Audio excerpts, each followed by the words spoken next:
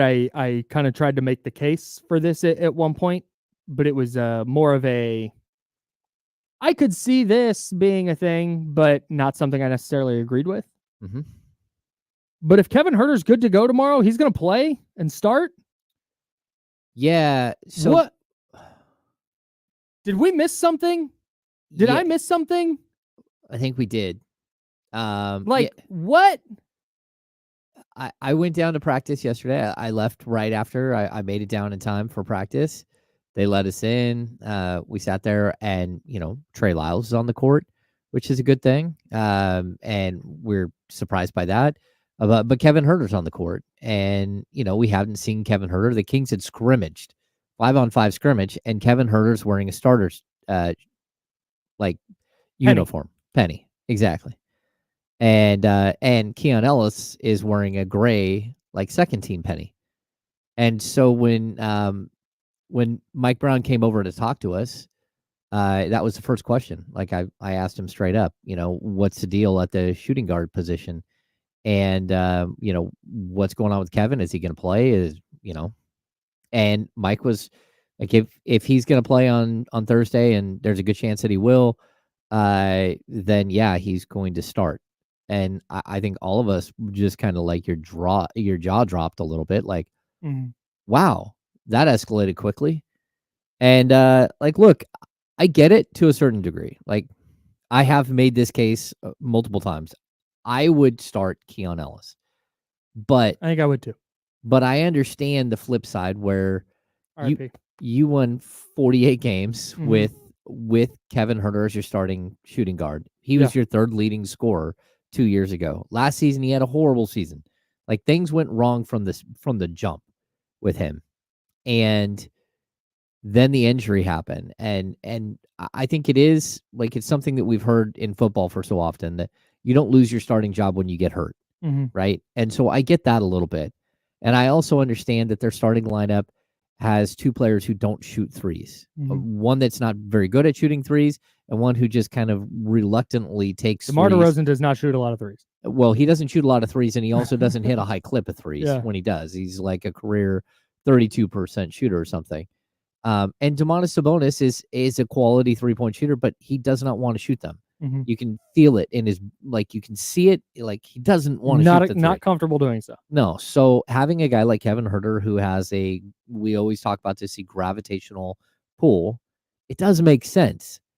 But on the other side, I don't know what your defense is going to look like.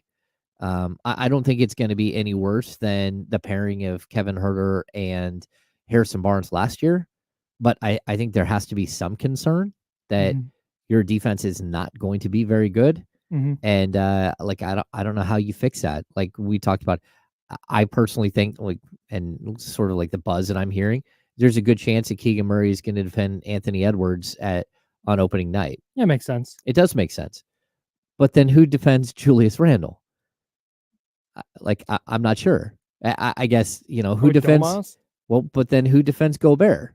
Anyone. A 6'6" guy? Yeah. Which a 6'6" or a 6'7" guy? Yeah, run your offense to Rudy Gobert. That's fine. Go ahead. You choose which one is gonna start. And I love that idea actually. Hell yeah.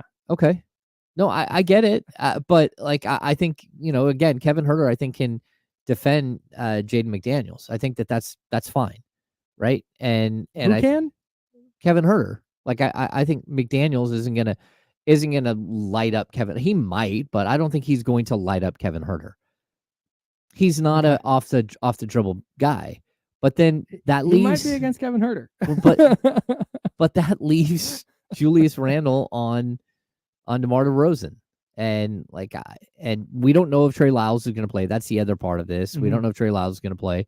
But there is a shot that Trey Lyles plays, and he's very close to a return, whether it's going to be Thursday or it'll be Saturday or it'll be Monday, whatever it is. Trey Lyles is on the cusp of returning. He did play a lot yesterday. He was a full participant in practice yesterday. Today's the day where you're going to see, okay, Trey, how do you feel?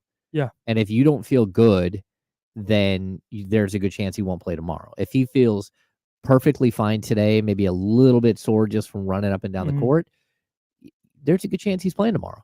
And so all of a sudden you go from spending the entire preseason and all of training camp without two of your top, I don't know, 8 players. So all of a sudden they could just fall from the sky in the final 3 days before you start the NBA season, and they're part of your rotation. And now this thing could look a little clunky because they haven't played with anybody outside of the guys that were here before, but they haven't played with a Jordan McLaughlin. They haven't played with DeMar DeRozan. Sure. And they're going to have to figure it out. Do you think that this is born out of their 3-point shooting being so bad in the preseason? I think a little bit of it is that, but I also I think that for Kevin Huerter to lose his starting job, you need to see you have to lose your starting job because the player who's taking that position from you is better. Yeah, and like we talk about fit, and we talk about like, hey, I think defensively he's Keon's better. a way better fit. We think he's a way better fit, but is he a better player? And to be honest, Keon didn't separate himself at all during the preseason. And like, you don't want to put so much stock into preseason, but at the same time, if he would have gone out and just openly won the job, and we would have all felt like super comfortable, but Keon wasn't great defensively. He fouled out of a game. He like got in foul trouble in multiple games. He didn't look like the defensive stopper. He was taking sort of too long to get into the player he was last year. And look at the end of the season. The Kings didn't. It's not fair because Malik Monk was gone as well, but Keon stepped in the final week and a half of the season or whatever, and they finished like 4-7 or whatever. That wasn't good enough. So it's not like he went out and like, that's true, like planted a flag on the moon and said, I am the starter. That didn't really happen. Sure, your defensive metrics improved greatly with Keon Ellis, and team defense improved greatly. But now he's part of your rotation, and so hopefully that does carry over. I think it was just a little surprising to see Mike go, oh, he's healthy? Oh, okay, he's playing. Can you dispel me of this concern? Okay. Is there any chance that this wasn't Mike Brown's choice / decision? No, I don't think so. Okay. Because that's just making something. Sure. Yeah, because there is always that concern. Yeah. But because I know there's that like kind of that franchise decision. Yeah. Sure. Yeah, that's how I usually typically call it. Like, there is a bigger thing that Mike has to deal with, and that's all the other voices that are part of this. Yeah. I don't believe this was a franchise decision. I believe this is Mike Brown saying Kevin Huerter is our best option. Yeah.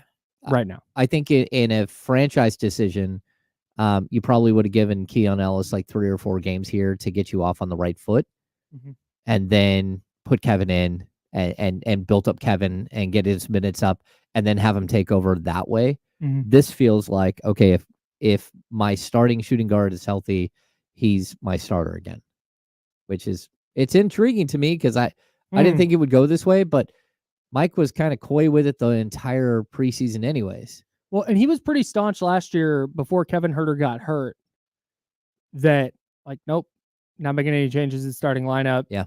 Even as they were, whatever they got started out like 9-0 with Keon as a starter. Even with that, he was pretty staunch in that Kevin Huerter wasn't coming out of the starting lineup. So yeah, and I mean, everyone knows that the front office ownership, they want offense. They do. Yes, right. They want offense. We hear it every single time Monty talks. He wants offense. Kevin Huerter is a better offensive player than Keon Ellis. It's not even remotely close. As much as Keon is better on the defensive end than Kevin, Kevin is better on the offensive end, and that's just the facts. Yeah. Don't look at just pure shooting percentage or anything else. The way that Keon plays is, and Kevin plays, they're very different styles. But Kevin's a good offensive player. Interested to